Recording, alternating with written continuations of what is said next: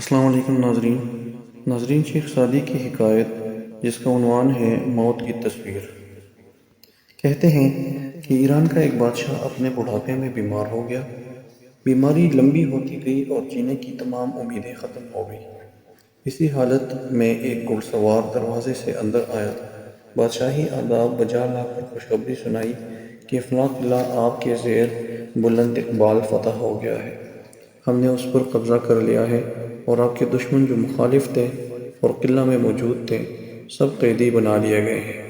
اب وہاں کی فوج اور رعایا سب آپ کے اقبال کے زیر ہو گئے ہیں۔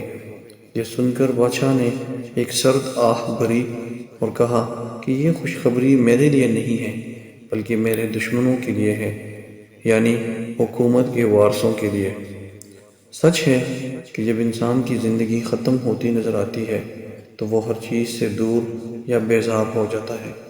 اسے کسی چیز پر ملکیت جتانے کی خوشی نہیں ہوتی، کیونکہ اسے زندگی ختم ہوتی نظر آتی ہے جس نے واپس نہیں آنا، اور نہ ہی موت نے اسے مزید ملکیت پر فخر کرنے کا موقع دینا ہے۔ شیخ سعدی کی اس حکایت سے ہمیں درج ذیل درس حیات ملتا ہے۔ جب عمر بڑھاپے تک پہنچ جاتی ہے تو زندگی کی واپسی کی امید نہیں ہو سکتی۔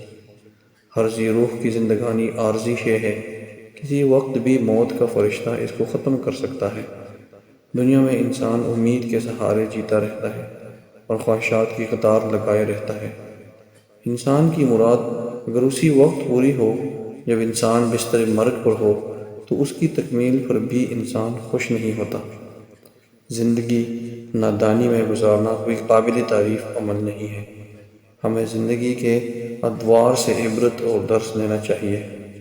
موت اللہ تعالیٰ کا امر ہے، اس منزل کی تیاری اور اللہ تعالیٰ کے حضور حاضری کو مد نظر رکھ کر زندگی بسر کرتے رہنا چاہیے۔